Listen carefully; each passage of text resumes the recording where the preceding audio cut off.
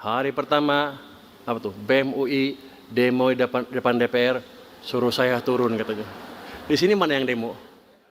Ibu, serta para wisudawan dan wisudawati yang saya banggakan, selain perjuangan wisudawan-wisudawati, ada orang tua yang konsisten mendidik tanpa pamrih, tentu ada juga dosen yang membentuk disiplin, berpikir, dan karakter. Jadi hari ini saya juga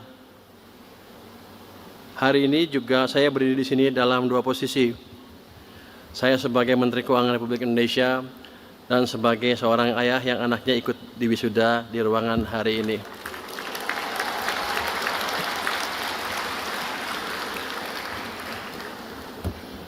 Sebenarnya Pak Rektor, saya kesini agak takut. Karena pada waktu saya jadi menteri, hari pertama, apa tuh, BEM UI demo di depan DPR, suruh saya turun katanya. Di sini mana yang demo? Ada nggak? Nggak ada ya?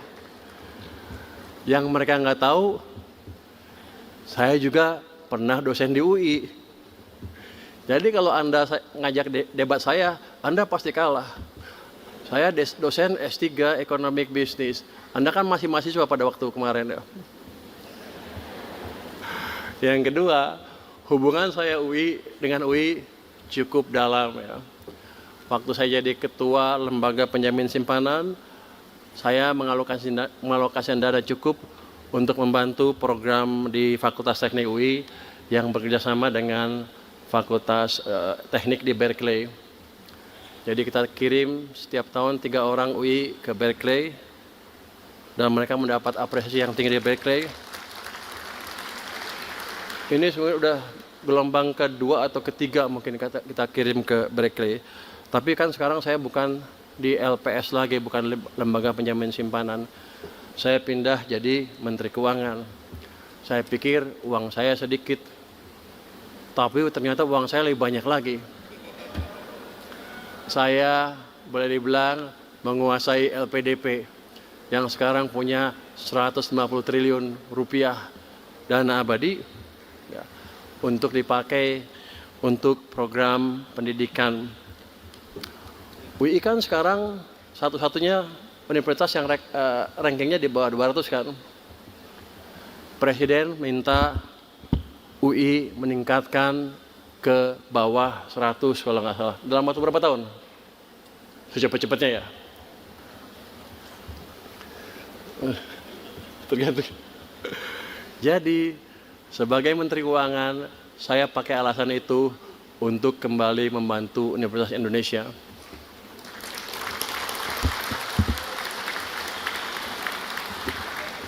Kalau tadi Anda lihat dana abadi, ternyata baru 260 miliar ya Pak ya? Masih kecil. Kecil ya. Untuk tahun ini lewat LPDP kita berencana, boleh ngomongin boleh kan ya? Biasa Menteri Keuangan ini, anak buah saya nggak bisa marah sama saya. LPDP di bawah saya, kalau dia ribut saya ganti dia kepalanya. Tahun ini kita rencanakan memberikan bantuan kepada Fakultas Teknik yaitu apa UI semua. Fakultas Teknik itu sekitar 100 miliar rupiah. Jadi nanti BEM jangan protes lagi. Dan sekarang di titik ini ada satu pertanyaan yang mesti kita hadapi bersama. Anda mau jadi apa? Bagi sistem yang lebih besar, yaitu NKRI. Kalau jadi mahasiswa gampang, ada protes, ada ketimpangan, turun ke jalan, ribut, protes, selesai. Sekarang Anda nggak bisa melakukan itu lagi. Anda sebentar lagi adalah pelaku yang menentukan arah ekonomi ke depan, arah bangsa ke depan, dan nanti Anda yang akan diprotes oleh BEM-BEM di bawah Anda.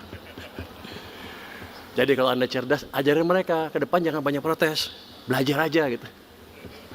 Supaya Anda nanti nggak diprotes. Bapak, Ibu yang berbahagia, saya dididik sebagai insinyur lulusan Teknik Elektro dari Institut Teknologi Bandung. Di sini elektro mana? Oh nggak ada elektro ya? Ada. Oh cuma sedikit. Rupanya fakultas minoritas. Waktu itu saya belajar tentang arus, tegangan, sistem kontrol, dan stabilitas. Setelah lulus, saya bekerja sebagai field engineer offshore, di onshore juga, di selam bersih. Lingkungannya keras, keputusan harus cepat, dan konsekuensinya nyata. Jadi di lapangan itu, keputusan cepat, kalau kita salah ambil keputusan, kita bisa mati. Jadi ancamannya betul-betul nyata. Saya kerja di sana 5 tahun dengan ancaman yang seperti itu. Maka ketika ancaman dari BEM UI suruh mundur, ya gampang, paling mundur. Kecil itu. Tapi kita pastikan kita menjalankan apa yang diminta oleh masyarakat kita. Di lapangan tersebut saya belajar satu prinsip yang sangat sederhana tapi fundamental, yaitu sistem secara keseluruhan ya. Seorang insinyur tidak boleh melihat satu kabel saja, dia harus melihat seluruh rangkaian. Kalau satu komponen gagal, efeknya menjalar dan tidak berhenti di satu titik saja. Jadi ketika saya memutuskan pindah bidang dan mengambil MSc serta PhD di bidang ekonomi, banyak yang bertanya, kenapa? Jawaban saya sederhana, saya ingin memahami sistem yang lebih besar.